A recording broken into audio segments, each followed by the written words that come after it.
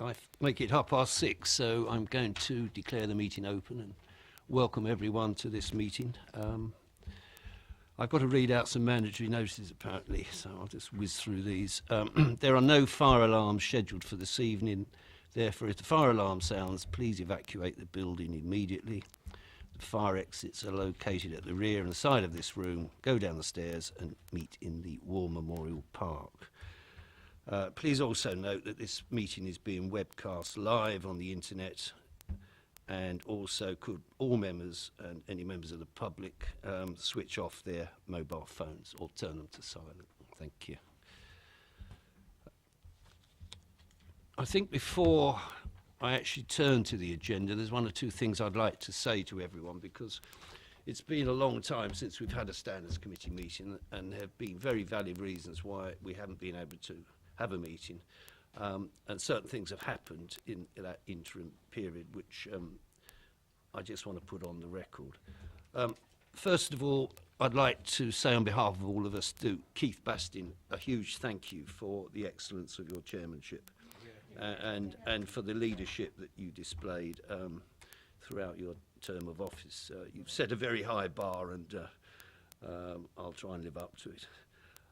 Secondly, I'd like to also, on behalf of us, thank former Parish Councillor Steve Spillane, who stood down last May. He made a big contribution to the work of this committee, and especially on the Working Party. So thanks to him. Last and certainly not least, a very warm welcome back to Melanie, who more ado in a moment, but she's come back and she's helped to restore normal service as far as, and that's no mean feat. Generally speaking, we've had in the last 6 or 7 months a rather difficult time, and I don't want to dwell on the reasons here. It wouldn't be appropriate. But I would like to thank everyone who has helped me, especially the two locums, that's Gary Spencer and David Lipscombe, whose help was invaluable in steering a way through the maze, as well as keeping the standards arrangements going generally. Finally, I think with Melanie's return and the papers she has now produced for this evening, from all the notes and the meeting I had with her, I'm hopeful that we can now make progress and move forward. Okay, thank you. Right, to the agenda. Item 1, apologies for absence, Councillor Parker. I have no substitutions. Item 2, appointment of Vice Chairman. I gather Councillor Putty is prepared to continue in that role. Thank you. And I would therefore like to propose him for Vice Chairman, but I need a seconder. Thank you. Keith Bastin seconds. Is everyone happy with that? Excellent. Thank you very much. Thank you, Councillor Putty. Thank you. You can move closer to me. Yes. Right. Item 3, declarations of interest. I'm not aware of any. Item 4, urgent matters. I don't think there are any. Item 5, now, the minutes of the meeting held on the 26th of October 2015, which I have to find.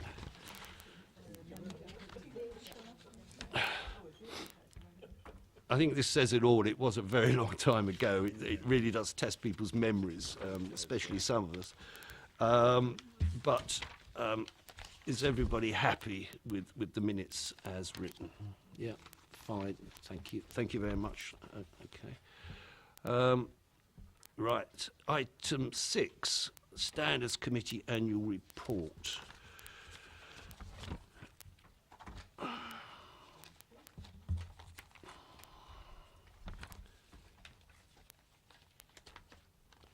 Is everyone happy with this, or are there any comments anyone would like to make? Oh, sorry, I beg your pardon. Yeah, Melina, perhaps I also invite you to introduce it. Yeah. Thank you. This is the Standards Committee annual report. Obviously, it's come to this committee late this year because we haven't held a committee meeting since last year, and it wouldn't be appropriate to call a committee just to consider a standards annual report. So, as you'll see from the annual report, I'm pleased to say that we're managing to deal with initial complaints around 11 weeks, which is very good. We've gone away from that scary 1 year to deal with a complaint, and we've been consistent over the last 2 years in terms of dealing with complaints. Where we are looking for areas of improvement, and I think the arrangements amendment paper that we look at next will seek to do that, is around the appeal process. And as you will see, the appeal processes are taking far too long, with one taking 29 weeks and several taking 22 weeks. I'm not sure if you're aware, but the monitoring officer is currently off sick, and obviously that has had an impact on appeal decisions being made because they are dealt with by the monitoring officer. But clearly this is something that we need to improve on going forward, and I think should be a priority for this committee. There is one error I would like to point out. Unfortunately, lawyers are not very good with numbers. That's why I have accountants. And there is an error on the numbers. We've actually had 13 appeals since, not 12. So I do apologise for your error, and that will be amended on the final version of this annual report. I'm happy to take any comments or questions you may have on the annual report.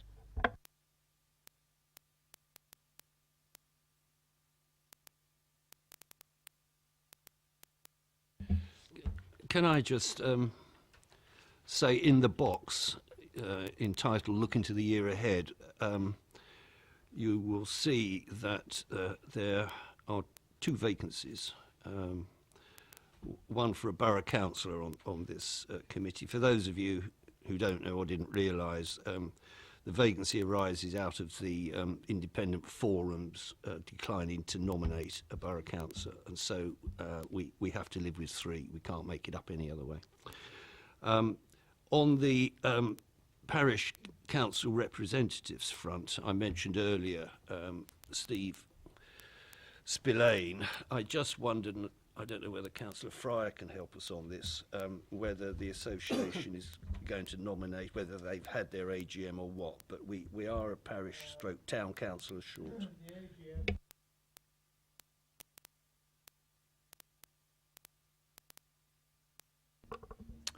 The association has had its AGM, but I can put it on for the January committee, January meeting, and ask for a volunteer. Fine, that would be very helpful, thank you. Okay, any other comments on the annual report? No, okay. No, so agreed. Thank you. Yes. Item 7, arrangements for dealing with complaints. Now, there are voluminous papers here.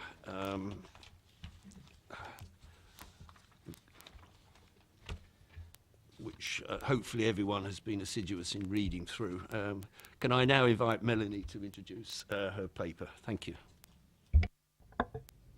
Thank you, Chair. So just to start off by pointing you in the direction of the recommendation here. So as you will note, part of the recommendation is a recommendation to Council in relation to the amended arrangements, and the other part of the recommendation relating to the complaint and decision notice is just something to note. Usually we wouldn't bring a complaint form and decision notice to this committee, but given that it came out of the work of the group that was set up to look at this, we thought it was relevant to include it here. As the Chair kindly pointed out, I'm trying to draw together on work that I wasn't actively involved in, but I want to thank the Chair for helping me pull together this report, and hopefully this reflects the outcomes of the work undertaken by the working party that included Peter Moore, our Chair, Councillor Putty, Keith Bastin and Councillor Fryer. So the reason that this group got together to look at the arrangements for dealing with complaints is, as is always anticipated, there is always areas of improvement that could be made in that respect. And there should be an ongoing review of how we're doing things and can we do it better and what's the best way of getting the best result at the end for everybody involved. So the team got together and said, right, how has it been going and where do we need to improve, and came up with some key proposals. The first of those relate to timescales. And one of the things that the working party acknowledged, that actually some of the timescales just weren't achievable. They were inconsistent from the start, they were doomed to fail, if that makes sense. And that is good for nobody. It's not good for my team and my officers delivering this service to you, and it's not good for the council who's subject to the complaint, because the anticipation will be that there will be that response, and the same on behalf of the complainant. So the team reviewed timescales and amended these, and I think the main one around this was relating to the monitoring office and the determination of the appeal. The existing arrangement said that the appeal would be determined within 15 working days. We've already looked at the annual report and what delivery we've been doing over the last year and acknowledged that there needs to be improvement in that area. But now we're proposing a period of 28 days in which an appeal would be determined. We do believe this is still challenging. We don't believe it lies without challenge, but we think it's important to set timescales that do challenge so that we can ensure prompt delivery on this outcome. The second one relating to time in which to respond, and you'll see this at paragraph 3.4b of my report, and this is where in the arrangement there wasn't always timescales as to when individuals would respond, so we've just provided clarity in the arrangements and put in time limits for people to respond, again so that everybody involved in the process knows what those expectations are. Over the last year, as far as I understand it, we've had quite a lot of appeals relating to parish council matters, and I think that has really identified failings in our current procedures around appeals, and therefore it was felt necessary to provide clarification around that and when appeals will be accepted. What we don't want to be doing as an authority is, if somebody's just dissatisfied with the decision, we don't want to be going through an appeal process if that is the case, because the outcome is likely to be exactly the same and they're still going to be in the same position and dissatisfied with the decision. There was also consideration given to whether the independent person needed to be involved at the particular points they were, but it was felt that we are governed by the legislation in terms of an independent person and when they should be consulted, so those provisions have remained the same. A few of the minor amendments, the key to get across in these arrangements that informal settlement is an important element of the arrangements, and although we often find that it's not always an appropriate tool, it still should be our starting point going forward, and that's been emphasised in the arrangements now, and you'll see that appears at the top. I think it believes on the making a complaint, it actually now says we seek informal settlement on all these types of matters, and where it has worked in the past, it has worked really well, so I think it's something we should still pursue. We've worked with some drafting terms just to make it clearer, so now a councillor who's subject to complaint is defined as a subject member. The hearing committee has been renamed the hearing panel. There's also a point in there around the fact that a subject member has a right to seek the view of an independent person, and that's prescribed in the legislation. So the arrangement's been amended to reflect that provision in the legislation.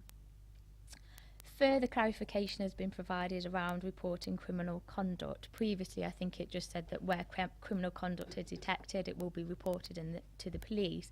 But the arrangements now clarify that where that takes place, we won't take any action in relation to the complaint while that's happening, because it wouldn't be appropriate to do so. So it just provides clarification around that. And clearly criteria has been established about when a matter will be forwarded to a formal investigation, and again I think that adds for clarity for all involved really. As part of the work that the group did, they also looked at the complaint form, and a copy of that is found at Appendix C of the papers that you have before you, and also they looked at the decision notice, a copy of which is at Appendix D. In terms of the complaint form, we're looking to have an online complaint form to make it easier. At the moment, what we do is we have a PDF version. If somebody wants a copy of it, we send a Word copy. The idea is that hopefully following today's meeting, we'll have an online form that can all be done online. People want to request a copy to handwrite, then of course we will make that available. In terms of the decision notice, it was, having looked at some of the decisions that you'll be noting later this evening, it appears to have lost their standard form, and some of them don't refer to actually who's involved. So on a quick glance, you can't see, well, who was the decision taker, who was the councillor subject to complaint, and who was the complainant. So we've just tidied the decision notice up in those terms and put out what is a very basic format for decision notices. So the arrangements for dealing with complaints need to be referred to full council, and that is the first part of the recommendation that you're considering this evening, and I'm happy to take any questions, comments, alterations on those. The documents at Appendix C and Appendix D are the complaint form and the decision notice, and those documents are just for noting this evening. However, again, I'm also happy to take any comments, amendments on those documents too. Well, thank you very much, Melanie. Right, I'm going to throw it open to the meeting for any comments. Yeah.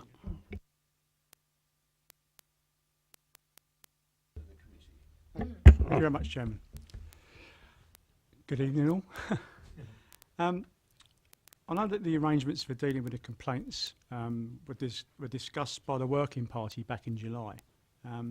So I'd like to ask Mel and also Councillor Putty, who was the borough representative on that Working Party, why these revised procedures weren't shared with us in the group, in our Labour group in particular, because we only really had sight of this in the last week when the agenda came out. I mean, bearing in mind, we represent a third of the members of the council, but it's not left us a lot of time to discuss the amendments and the changes there. And the people I've spoken to and the group members I've spoken to, albeit not many of them, they don't necessarily support the changes, the appeal process, and their preference really was for the existing process to be maintained. They saw the changes as imposing additional hurdles that members would have to jump over in order to trigger an appeal. And according to the stats on here we referred to earlier, just one complaint was received relating to a borough councillor in the 12-month period. So an additional steps to generate an appeal seemed to us an overkill. But I do stress that is only a couple of people that I've managed to get to in the last week. So we haven't had a great deal of time to discuss it as, 19 councillors really. So that's the point I wanted to make. Councillor Putty. Thank you, Chairman. Thank you, Councillor Westbrook. Actually, why I don't know why the Labour group didn't receive the copy, because it has been through the council, full council, some of these related matters. We have taken it to the council to be approved after we've done our working. Yeah, please. I'll try and help. That first of all, I apologise if you haven't had an opportunity to review it in the detail that you propose. The group that reviewed this, because we hadn't had a standards committee, it was kind of a throwback from the previous standards meeting, and they dealt with the previous arrangements. So rather than just sit on it until we've got enough items on our agenda for the standards committee, they chose to take that opportunity to have a look at this and see where we could improve it. And I think that's good practice. And I don't know if you're aware, but part of the role of this committee is to ensure that we promote high standards. In terms of consultation with the Labour group, when we first did these arrangements, we did consult with all groups, and I personally went along to those group leader meetings. Obviously, I've not been here, so it's very difficult for me to comment, but I think the view was generally taken that the amendments are fairly minor, weren't seen as substantial, and therefore it wasn't considered appropriate to go back to those group meetings to sort of put forward what we propose. And also, it is important we get that interaction, but this is a non-political matter. It'd been undertaken by the group that had looked at it, and therefore, as minor, we were hoping that wasn't going to be an issue. But I do apologise. If you would like more opportunity, then obviously in the future we'll take that on board. But I think it's because it was just minor amendments. Yeah, thanks, Mel. I understand that. I actually remember the meeting you came to, and we had quite a long discussion, which gave us the opportunity to ask questions, understand the different bits and pieces, whether it was good practice or not good practice or whatever. And I think that's where I'm coming from, really. I think we feel that there's some changes there. We felt the system was okay. The members I've spoken to, should I say, felt the system was okay, but I can't speak for everybody. But the people I have spoken to aren't very, not to say they don't really want to support the changes. They're quite happy with what's there at present, but obviously that could change with further discussion. Mr. Evans. Chairman, I think pick up the point that the member's already made. This is not a political committee at all.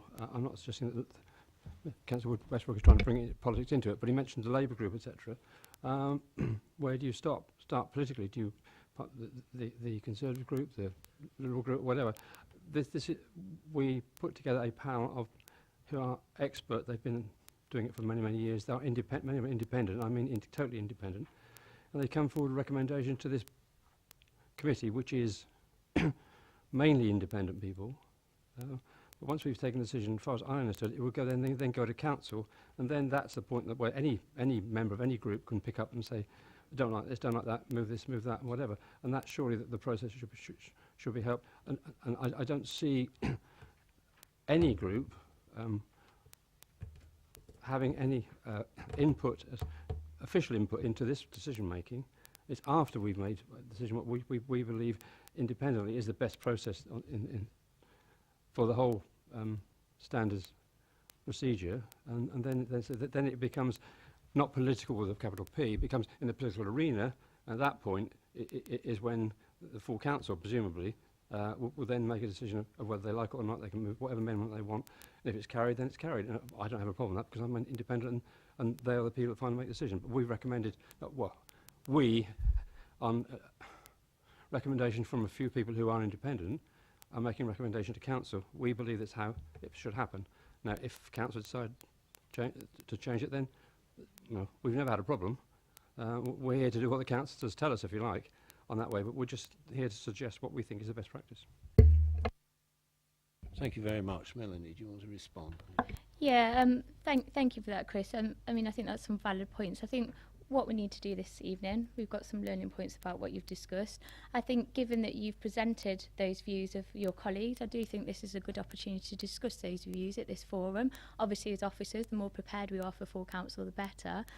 So all I would ask now is that we move the meeting on and we discuss those issues that have been raised by Councillor Westbrook.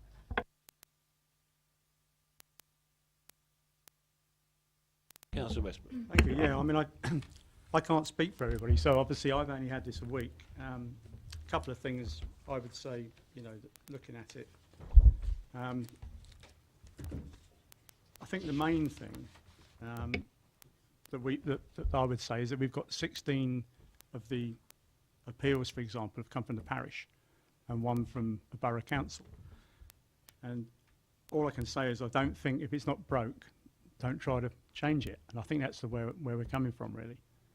I mean, if you want to make amendments and things, it's like I said, the little bits and the detail, that's something that you should discuss with more than one councillor. I think, I'm not saying, maybe I should have said 60 councillors should have got a look at it to see what proposals were made, and then we could have fed back into that, so then you can make a decision on the night before it goes to full council. That decision could well be made, those discussions can definitely be had at full council. And I think, that's where we're at, really. I think then you'll get an opportunity to, I can't say because we haven't had a group meeting. I've only had this 6 days. I haven't met with all my colleagues, so I don't know their views, so I can't tell you. But I mean, I can only speak from the people I have spoken to, and they're not happy with what they've seen. They're not saying they're not happy with what they've seen is probably the wrong thing to say, but I think they believe that it was okay as it was, and it didn't need to be changed. Okay, well, I think we've got the message loud and clear. Melanie, do you want to add to that? I mean, I think firstly that for this evening it's about your views and what your views are going forward that we need to be thinking about this evening. Just in terms of the appeals, so the position was before that it was at the monitoring officer's discretion.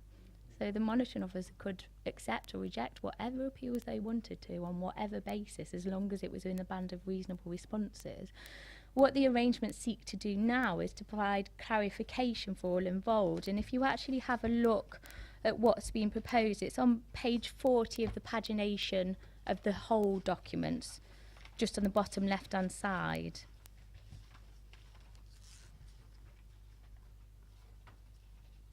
And if we just read what that says, reasons for requesting an appeal may include A, some part of the complaint was not assessed, the evidence does not support the outcome, that the sanction no action is inappropriate, or D, a factual or procedural error.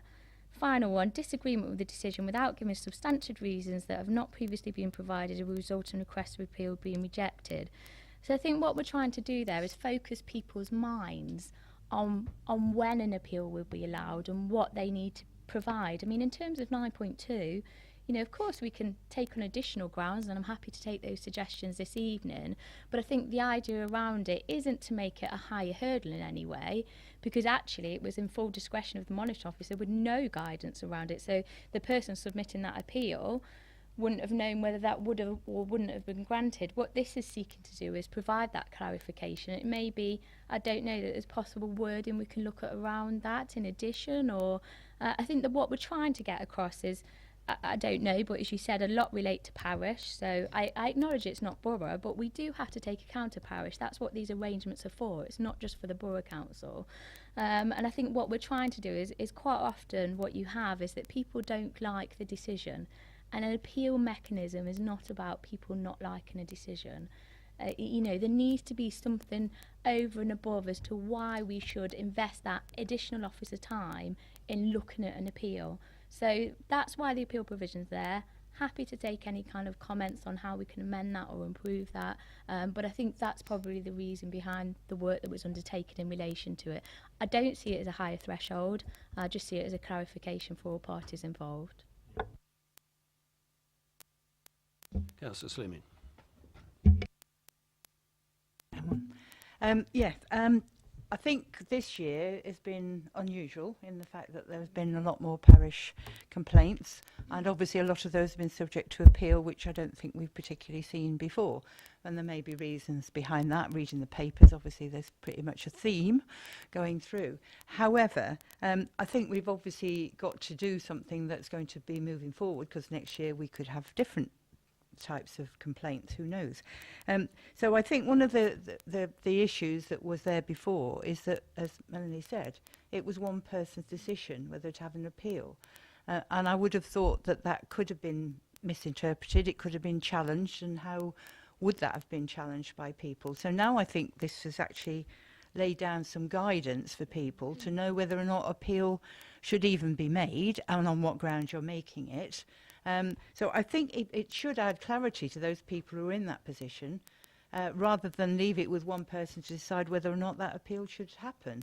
So I personally think that this is better for people who have been subject to a decision, that they will know more what the appeal is about and who's going to make it. And it isn't just going to be in one person's behest. Thank you very much. Anyone else? Mr. Evans. Just come up, Chairman. I think the problem you're going to get if we don't insert these guidelines is you're going to have unnaturally saying I'll appeal because there's an appeal process and I'll win because I don't like it. If you don't get, if you don't ask, and that's a possibility, and that is not, as Melanie said, that's not grounds for appeal in any tribunal anywhere in the country. It has got to be for specific reasons, not just because you didn't like what the result was. And I think this is one of the reasons why it's important to have some hurdles, if you like, which have got to be crossed before you get to there. Now, you may want, I don't know, come up with some others if you want to, but I don't think we must have a blank piece of paper saying, you know, well, okay, well, let's give it a go. And that, to me, is the problem we had before. And I understand appealing. You know, if you've lost a decision, then oh, it's not fair, it's not fair, it's not fair. And we have been able to say, okay, right, stick your appeal in, and you never know, you might win it. Because it's down to one person's discretion. And so I think that I welcome these hurdles, and it is a hurdle because you've got to cross them. Councillor Westbrook. Thank you, Chairman. I mean, can I just ask Melanie on the? I mean, maybe I've misinterpreted this, but I mean, if you go to section 9 of the appeals in the paper, the section that's been crossed out in blue. Sorry, page 40. Sorry, I've been encouraged by Stephen to use the. I'm struggling, as you can imagine. So I've got a hard copy here. Yeah, that first section that's been deleted. You say that previously the monitoring officer made that decision. That's not what that says. So when that's been crossed out, is that an error in this, or is it? Do you see where I'm coming from? Sorry, the point I should have clarified is that whenever a monitoring officer makes a decision in relation to appeal, they have to consult an independent person. So the monitoring officer has that discretion, but they have to consult an independent person. That doesn't mean they have to agree with that independent person. That they could disagree, but they have to go through that consultation exercise before they reject the appeal. So yes, you're right. I didn't provide that clarification previously. Okay. I think we're actually there, aren't we? You've heard the views of this committee. If you, Councillor Westbrook, if you want to take them back to your group, and I think Melanie's made you given you an open invitation to let her have any suggestions from your group, which is now denying. Go ahead, hang on, Melanie. Sorry, apologies. I haven't given that open invitation because this evening's committee, the idea is that the recommendation is to full council. Of course, it's open for your group to propose any amendments at council, but because of where we are at this process, unless you were to adjourn, Chair, to allow that process, I think the idea is that tonight that recommendation will be to full council. Can I move the recommendation, Chairman? Yeah. Could I move that we accept option 2 on page 14? Hang on. Can I call Councillor Agnew first? One of the points I'd like to raise is that Annex 2, actually, the flowchart doesn't fully reflect the actual process. There are links that are missing. For instance, the complaint is dismissed, but there is 46. Complaint is dismissed should have a link down to appeal process, because there is one that is there, and there are no arrows. It's not clear if you're actually asking a question about the criminal activity. There should be a decision in there, so it's yes, no. If so, does it go to police referral and things like that. The other thing is there's no clue on here as to, you've dismissed a complaint. Do you send a letter about that? There's lots of bits of information that aren't on there. To my mind, this flowchart should be able to be looked at without reading all of the rest to understand what you're doing. The document provides the detail, but the basic process isn't all there. Can I just make a comment before I ask Melanie? I think the object of a flowchart is to give the basic information, brevity. If you're going to expand with definitions and descriptions in the boxes, then I think you get away from the main purpose of a flowchart. The actual nitty-gritty should really be in the detail in the actual paper, the arrangements paper. That's my view. Melanie, have you a view? Fully concur with that view, Chair, and just around clarification, there's no appeal provision against stage 1. The appeal provision has never been there in relation to stage 1. Right, I think it's decision time. The recommendation is to full council that the arrangements for dealing with complaints at Appendix B are adopted. Are we agreed on that? Agreed. Thank you. Sorry. Obviously, at this evening's committee, it's quite unusual. We only have 2 voting members on the committee, which is why it's important that we acknowledge what the voting members are saying tonight. So I think you need to do that.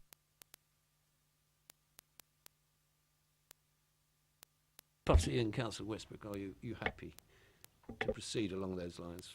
That's the arrangements.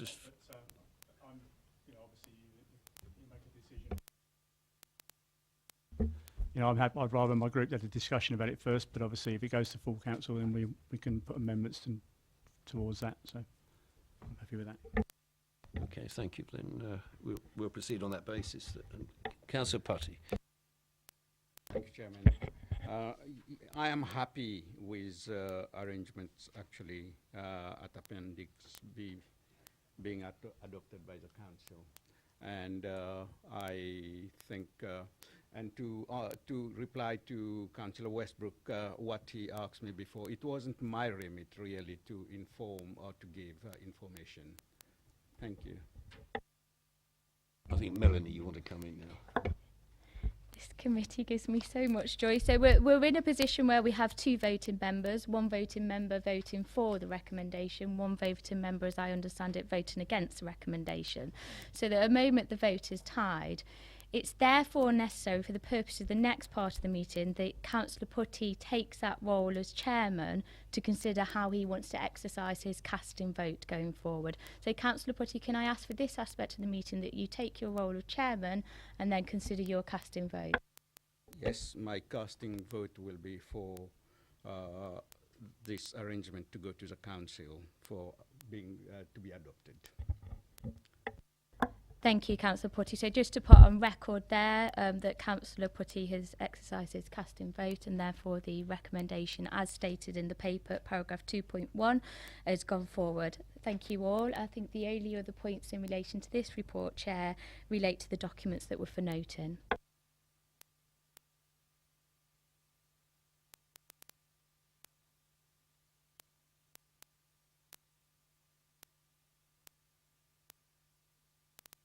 Okay, we move on to item 8.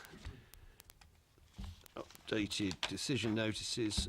You'll see the recommendation that the committee is asked to note the updated decision notices. Is that agreed? Agreed, thank you. Oh, Mr. Basti. Yeah, it is agreed, but there's just one error I noticed, and I'm sure you're impressed by the fact that I read through to page 158. Because I think in the hurry or the duplication to get these things out, on page 158 in paragraph 2, it refers to Councillor Snook, whereas in fact this decision notice relates to Councillor Philip Kingston. You will see that on the following page, on page 160, that relates wholly to Councillor David Snook, but in this one on page 158, there's been this little mistake made. I'm not sure if you picked it up at the time. Thank you, Mr. Bastin. Eagle-eyed as ever. Okay, we got that on board. Okay, item 9 doesn't arise. Item 10 doesn't arrive. Okay. All right, I'll formally close the meeting. Thank you very much, everyone. Thank you.